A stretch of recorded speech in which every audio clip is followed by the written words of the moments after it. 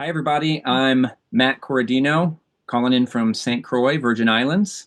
And I'm Carmen Corradino, also in St. Croix, Virgin Islands.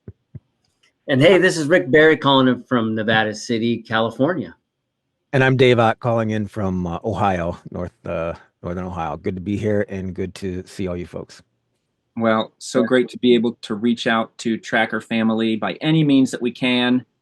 And speaking of Tracker Family, A very generous Tracker student has recently offered to match $1 for $1 for every amount that Tracker students donate, or doesn't have to be Tracker students, could be anybody that donates to the primitive camp to help save the primitive camp. So if you all raise 5,000, this student will match it with 5,000. If you can raise up to 10,000, he will match it with 10,000. And we have between now and January 29th, 2025. And January 29th is Tom's birthday. So, there's no better way to give Tom a birthday present than to help save his beloved primitive camp. so there's a lot of things that had to go into the primitive camp to secure it, both as a sacred site, what it is, and to be able to use it for programming. As I know, every Tracker student out there has a special place in their heart for the primitive camp. And it takes a lot. It takes a lot to preserve it. This wasn't just a gift that was just bequeathed to the Tracker school. There's a lot of legal, insurance, a lot of things that go on behind the scenes to secure that space. So currently, with the funds that have been raised, or the funds that we have now, 4E, Rick Barry's organization, has taken the lead and is currently researching legal means to find clarity around the original lease that Tom signed with the New Jersey Conservation Foundation. And so that is one of the main things that 4E's been doing, as well as researching and securing liability insurance, which is required by the NJCF for us to run programs that in that place. So these funds are going to go to insurance. They're going to go to legal counsel and administrative costs for all of those behind the scenes things that it takes to make sure we have the right legal documents, make sure that we're, legally in the clear to continue to use the primitive camp. And also there's the office, the school office, and the storage facilities. Currently, it's looking like the school is going to be closing down the office that's on Route 9. Doesn't mean the school's closing, just that office facility, just with the extra costs, we're looking for places for storage and for studio rental so that we can still continue to run classes the same way they have, but just be more efficient in it. And so, yes, it's very important, and it's going to a good cause. And we are thankful for everybody who's donated, and hope that people are willing to continue to donate to preserving this sacred area in the Pine Barrens. Similar to what we've done with the online classes that have been going on, where there's been a dedicated group of people that get together to help plan those classes out, and a lot of work behind the scenes to get the structure and the flow of these classes, performing well. The same kind of thing is happening with the effort to make sure that the Pine Barrens and the primitive camp locations are there for future generations. There is a steering committee being formed sort of slowly to shepherd this process along.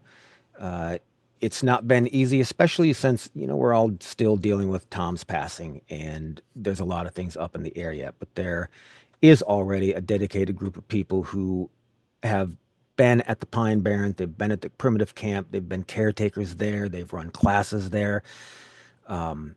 That place is really special to a lot of us and to a lot of you. So we'll be giving more updates on that sort of steering committee in the future. But just want to let you know that this is a group effort and that there's a lot of people who are behind this. So we appreciate you. So most of you guys know me out there. My name is Rick Barry, and got started when I was really young at the Tracker School. If you don't know me, I do run the youth programs basically for Tracker School for many, many years. And we do family programs that are very popular in the beloved primitive camp. For the past year and a half, I've been in contact with the New Jersey Conservation Foundation. there's been discrepancies about the insurance and also the lease that I was a witness of back in 1998 of, I was always told it was a 99-year lease. So there's some discrepancy around that, and also the liability insurance.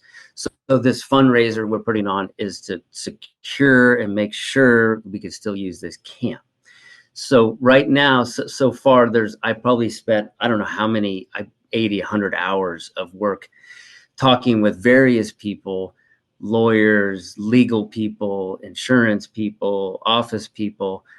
So these funds so far have gone into, well, making sure we've kept the office in the studio, making sure we have the insurance. Right now, Forey's covering the insurance part of that while there's a gap right now in the transition in the tracker school.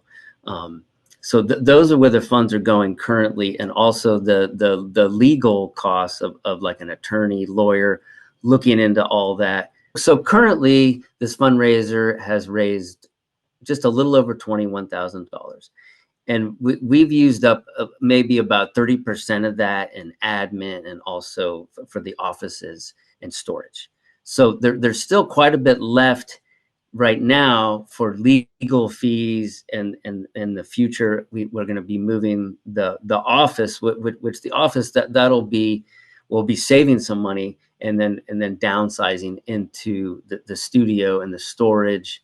And for right now, we're focusing on the insurance, the legal costs, the research, finding out what is up with this lease, and so we can make sure to secure the camp. And then, like Dave was saying, we're developing a council in this, and so then we can figure out how to go forward best in the future. Yeah, so as everybody who came to the school and came in contact him knows, Tom was such an outsized character. Like his presence was like way out here compared to a lot of people, and it really because of the void that it's left now that he's gone, it really is incumbent on us as a community of tracker students to really come together and be united, if for nothing else than for the preservation of the primitive camp. And anybody who's been there, like I was saying earlier, it's like anybody who's been there loves the primitive camp, knows how special it is. And it's definitely something that was really important to Tom, that the students be united, that we be like a united force, caring for each other, caring for the land, caring for this lineage. It's a pretty ancient lineage, so it's really important. It's a huge honor to every tracker student who helps with this, because it's such a sacred place. Part of what makes like primitive camp so special is where so many of the stories happen. The stories in Tom's books and the stories he's told at classes. So many of those stories happen right there. And for those of you that have been in the primitive camp recently, you know that there's a lot more traffic there, a lot more people abusing the pines. It's crazy. On weekends, it's out of control. And if the tracker school isn't able to remain there in the primitive camp and be protectors of that place, those people find it. They could be doing donuts in grandfather's camp, and there's going to be nobody there to stop them. So just having a presence there, just for the sake of protecting these sacred places to Tom, to grandfather, and to all of us as a tracker family, it's so important. And when you're talking about the stories, like there's Tom and Rick and grandfather's stories, but then there's all the tracker students in all those stories. I know personally, so many amazing things happen there. So many times wandering with you, Rick, hanging out with you, Dave, with all the students. Personally, just think about the number of people who've been in that camp, and the number of people who have like really moving, powerful stories about their connection with nature. Tens of thousands of people have been in that space. All those stories from that land. What an amazing thing, We do steward that land, and we have been for years. And when I was back there, now that was a few years back, back in the late 90s, early 2000s, you could see across the clear cut right there from grandfather's sit area, right? And we went in with different classes, like the caretaker class, and then this botanist, forester came in, and he couldn't believe what had happened. He's like, this is 10 years ahead of its time.